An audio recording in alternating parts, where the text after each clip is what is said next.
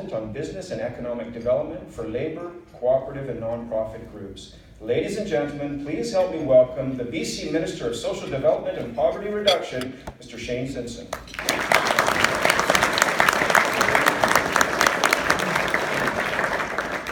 Thank you very much. Thanks, Doug, for the introduction, and thank you to Anita and to the Chamber for the invitation to be here and to speak to you today. I want to add my voice in acknowledging that we are gathering here on the traditional territories of the Coast Salish people. I'm also very pleased that I've got so many colleagues from both sides of the House here today with us, MLAs and also members of City Council. And I will tell you, I very much appreciate the permission from my colleagues to come across from Vancouver to Surrey and visit. I want to assure you, I know it's absolutely true from my colleagues on the government side, and I think it's pretty safe to say it's true on the opposition side, that the Surrey MLAs are true champions for telling everybody all the time what a remarkable community this is, the fastest growing and certainly one of the most dynamic communities in our province. And we hear that every day.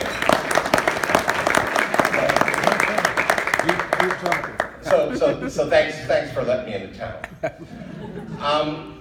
I want to congratulate the Surrey Board of Trade on the announcement that's coming today about this partnership with the Surrey School Board to mentor young people in career education. I think these types of partnerships are a big part of what makes British Columbia a better place. Creating fun, interesting, and supportive opportunities for young people and helping them discover that there are many paths to the future. And the Surrey Board of Trade has time and time again, in my experience, played a leading role in that kind of work and in that connection between business and community. Here in British Columbia, we live in a very special place. British Columbia is a remarkable province. It's filled with unmatched natural beauty and resources, very hardworking people, and a thriving economy. But we also know that a truly prosperous economy and province needs to work for everyone. Within Budget 2018, we set a new course for British Columbia through investments in people while still balancing the budget over the fiscal plan. The cornerstones of that budget were housing and childcare. Budget 29 is the next step in our work to create more opportunities for British Columbians so that everyone can enjoy a good life and a better, more secure future in the community that they call home. I believe our plan for British Columbia is working. It's about creating new opportunities to help people to reach their full potential. It's about opening doors to a better and more secure future. It's about making life better for British Columbians. We're investing in healthcare, in education, in fundamental services, because hardworking people of BC have asked us to, and there is a real need for those supports to be enhanced. We're working to create opportunities so that people and business can thrive, and we're seeing results. We continue to lead the country with the lowest unemployment rate in Canada at 4.7%. After years of stagnant wages, our strategy is paying off. British Columbia's wage growth has accelerated to 4.1%, the highest in over a decade. And we are expected to lead Canada's economic growth this year and next. Our government is supporting business by moving ahead with $800 million in business tax reductions in partnership with the Government of Canada to boost our competitiveness. We cut the small business corporate income tax rate from 2.5% to 2%, the second lowest rate in Canada now. On top of these measures, our work to reduce taxes on the middle class in this budget enhances BC's competitiveness as well. But businesses in British Columbia's urban centers have struggled, and that struggle has been to find and keep skilled workers, because of a lack of affordable housing and childcare pressures as two of the cornerstones of those issues. This is one of the reasons why our government has made historic investments in both those areas, in childcare and in housing. And central to our commitment to make life better for British Columbians is the work that we're doing with First Nations to achieve true and lasting reconciliation. Budget 2019 introduces the most substantial revenue sharing agreement with First Nations in BC's history. Over $3 billion in provincial gaming revenue will be shared with First Nations communities over the next 25 years, starting with $300 million over the next 3 years. First Nations will be able to invest in new services, infrastructure for their communities, like childcare, supports for new parents, housing, road upgrades, self-government, and economic development. Our government is making different choices that we believe put people first. And we are investing in every corner of British Columbia. But one of the things we know is that a prosperous province means everyone in BC needs to share in that prosperity.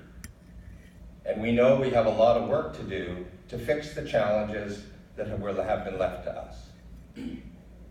People in Surrey and in other communities who are vulnerable, who are struggling, have been challenged in very real ways over the past number of years. We need to do better. That comes by investing in infrastructure, like a new Patello Bridge. That comes in ensuring that we're addressing issues of affordability, like removing the tolls. It means dealing with the challenges of ICBC and BC Hydro, where we face quite a financial challenge, a financial mess in many ways, that needs to be addressed. And our government is putting the money in to address that, to stabilize those crowns, and ensure that it's done in a way that doesn't make life unaffordable for British Columbians through rates.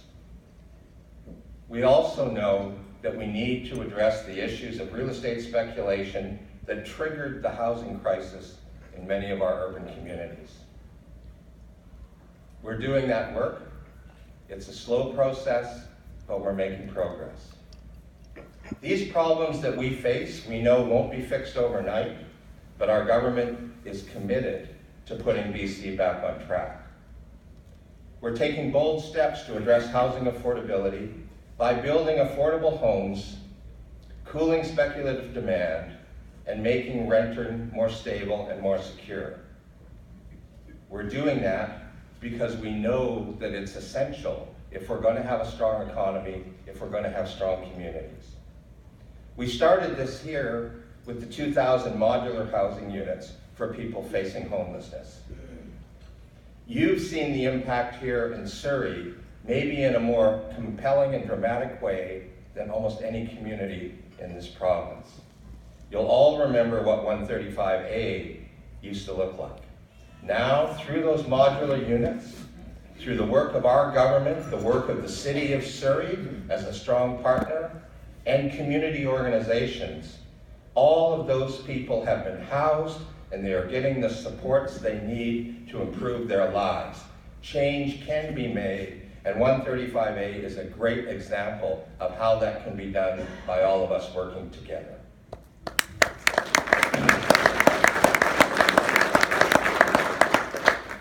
Our government is showing that it is possible to invest in business and in people, that we can balance our budgets, be open for business, and invest in social programs that vulnerable people rely on.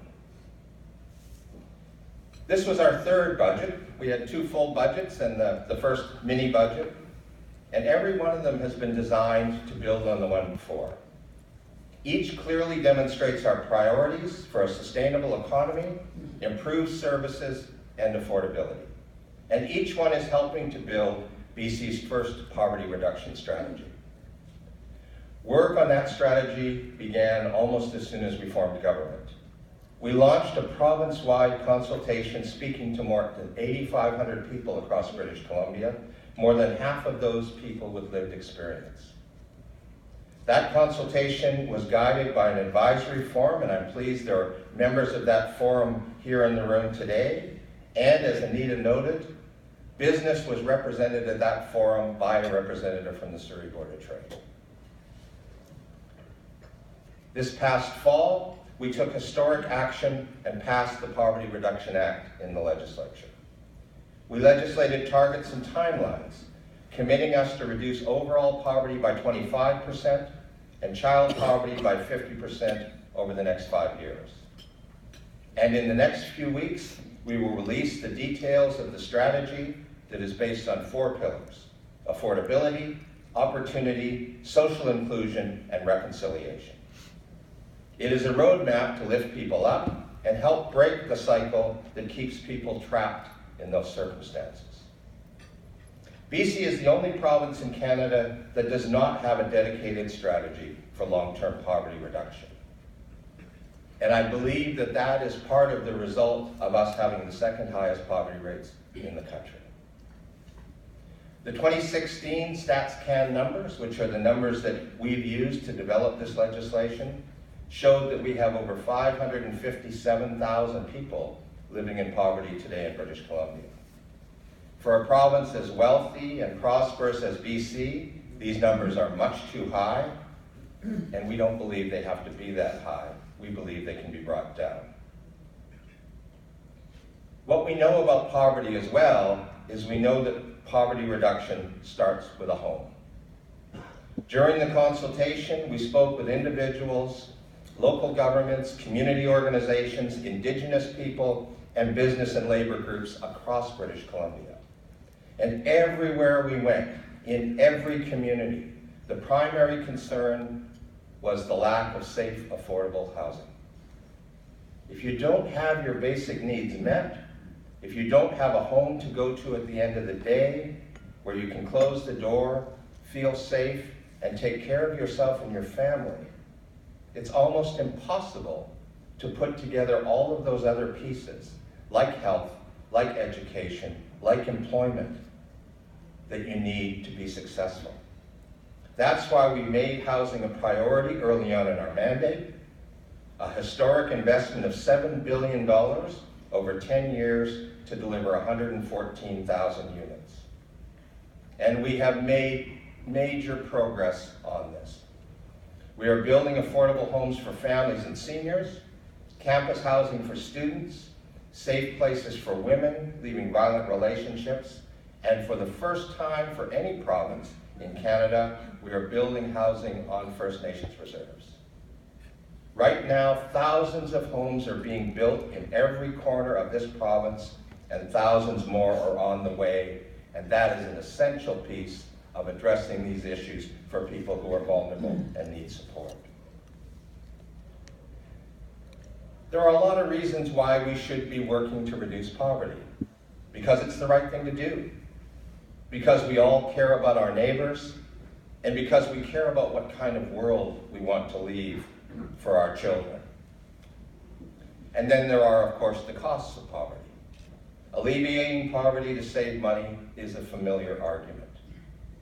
We know that poverty and chronic health conditions are interconnected, which burdens our healthcare system. We know that challenges, both mental and physical, are intensified through the experience of being homeless. That comes with the costs that stretch across our system, from policing to social services. But there are also good economic reasons to reduce poverty. When we increase incomes for people living in poverty, that money goes directly into the local economy. Every dollar gets spent on groceries, on gas, on clothing, on goods and services. People spend their money where they live. The financial benefits we have introduced over the last 2 years, from affordable childcare and the new Child Opportunity Benefit, to increased assistance rates, the elimination of medical service premiums, and pharmacare deductibles, are all parts of the strategy to reduce poverty in BC. Combined, these will put quite literally hundreds of millions of dollars a year into the pockets of people living in poverty. That's hundreds of millions of dollars going back into our communities an investment that multiplies while creating a positive impact for all British Columbians.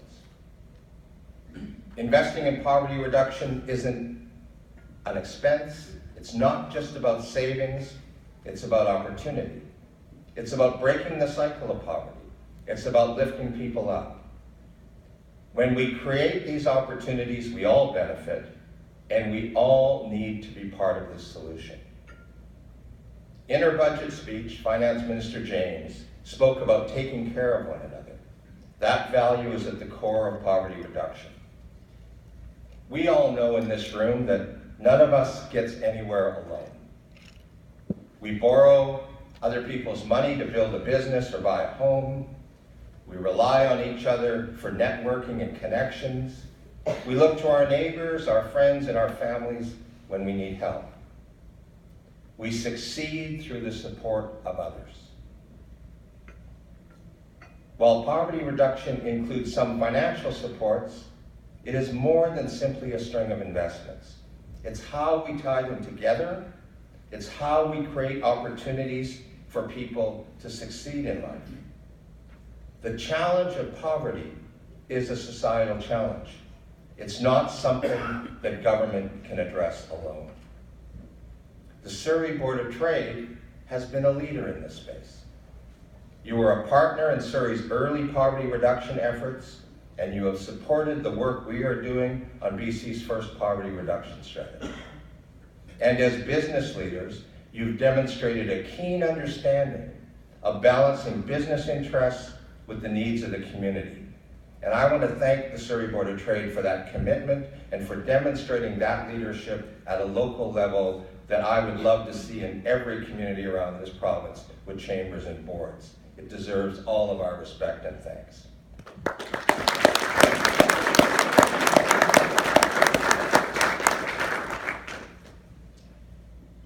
The business community has been and will continue to be a valued partner in this work. Throughout the consultation phase, I met with business leaders to discuss poverty issues and how we could work together. Our conversations focused on the importance of creating opportunity. We've seen incredible work by the President's Group, for example, which has led the way to removing barriers and helping people with disabilities access good and meaningful jobs. We have much more work to do there, but the foundations are being put in place. In an economy where employers have trouble recruiting staff and people with disabilities face barriers to the workforce, we will continue working together to build a strategy that can connect these two groups and help create opportunities for both. Over the next few months, we'll be reaching out to the business community again to talk about new initiatives, whether it's training and employment opportunities through Work BC or partnerships that can help reduce poverty. We need to work together across all levels of government, with business, with labor, our communities, and as individuals. You know, BC is doing well. Our economy is strong. We have a budget that is balanced over the fiscal plan, and we are the only province with a AAA credit rating from all three major international rating agencies. We can afford to take care of each other. In a province so rich, it is wrong for so many to be living in poverty. It doesn't reflect who we are as people or who we are as a society. We care about our neighbors. We care about our communities. None of us wants to see people being left behind. Poverty is a big, complex problem. It has many causes, and it has many solutions. Like all complex problems, we will need to work together to solve it. Together as a government, and more importantly, together as a society. And that's how we're structuring the poverty reduction strategy. It's a shared effort across government, an effort that reflects our commitment to make life better for people. We've already got started on this work, but we know that there's much more we need to do. And I know, and Premier Horgan knows, and the government knows, that we need to work even harder to meet the ambitious goals and targets that we have set. and it will be an all-of-government initiative. If it's my ministry alone, it will fail. It needs to be all of government, and it needs to be more. We need to work together, and we will not be successful without you. By working together across governments, across sectors, and within our communities, we can and we will lift 140,000 British Columbians out of poverty in the next 5 years. But these efforts are really only the beginning. To get beyond our targets to the future we all want, we need to work together. To work together to go further, to work together to create a more secure, inclusive, and sustainable future, to work together to build a future where everyone has the chance to reach their full potential. To work together to build a British Columbia of opportunity and inclusion. I know we can do it if we work together. I look forward to working with all of you, with the Surrey Board of Trade, with business across this province, with other levels of government, and with our community partners to build the solutions we're looking for, to not just achieve the goals of our legislation, but to go further than that and achieve goals that give everybody who wants it and can grasp it the opportunity to have the life for themselves and their children that they strive for. Together, I think we can make real progress. Thank you very much.